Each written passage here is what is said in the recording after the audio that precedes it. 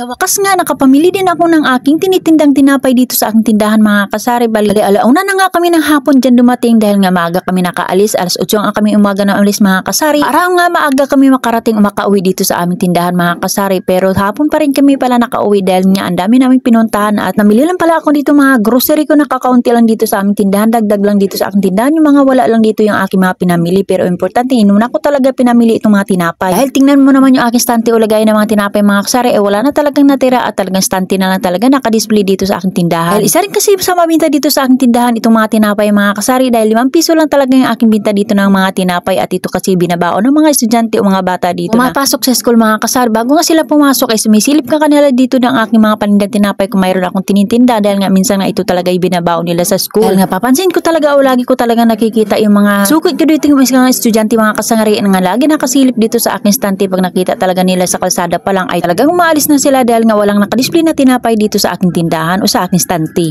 Hello mga kasari, so ayan pagdating nga namin galing sa pamili ng tinapay at ayan na nga dinisplay na pala ng asawa ko itong mga tinapay, tinanggal nga ito sa mga plastic. Dahil nga sabi niya maganda kasi tingnan pag nakatanggal at nakadisplay na itong mga tinapay mga kasari dahil nga matagal-tagal na lang kami hindi nakapamili at hindi ko nalagyan itong aking stante. Bali inutusan ko pala sa mga oras na yan kaya ako na nga nagpatuloy dito dahil sabi nga niya ako na nagpatuloy para nga matapos itong gawain niya at talaga maganda na nga tingnan. At talaga pag nagtutulungan kayo mag-asawa pagdating dito sa negosyo mga kasari dahil magaan talaga at talaga maganda talaga ang pasok ng ating negosyo ang ating kita dito sa ating tindahan. Dahil ganito pala yung ginagawa namin pagdating kasi ng diop ng asawa ko. Hindi talaga siya nagpapahinga dahil nga isang araw lang talaga yung kanyang diop mga kasari. Pagdating nga ng diop niya kinabukasan ay talaga nasulit nga namin yung araw niya nandito siya mga kasari at namimili nga kami dahil nga siya nga na talaga nagdadrive ng aming sasakyan o tricycle. Kaya talagang pagdating talaga niya ay hindi nga sa talaga nakapagpahinga mga kasari. Kaya kailangan kasi talagang mamimili kami dahil nga syempre isa kaming negosyante. At dahil nasipagan na rin ako mga kasari, tinuloy-tuloy ko na yung aking gawain dito sa aking tindahan at tinunyan mo ang aking stante ay talagang lagayin ko ng mga chichirya ay talagang ubos na nga yung aking malalaking chichirya. Siyempre excited ang tindera sa pagdidisplay na kayo mga paninda mga kasari na may lila pala ako dito ng mga chichirya dahil ubos na talaga yung aking mga malalaking chichirya at inayos ko na rin konti. Ito kasi ako dito sa aking tindahan mga kasari pag nasipagan talaga ako ay gusto ko talaga tuloy-tuloy yung aking gawain dito sa tindahan. Bali ang dami ang nagtatanong kung magkano nga yung binta ko dito sa aking mga chichirya dito sa aking tindahan mga kasari. Pala sa mga chichirya ko mga Martis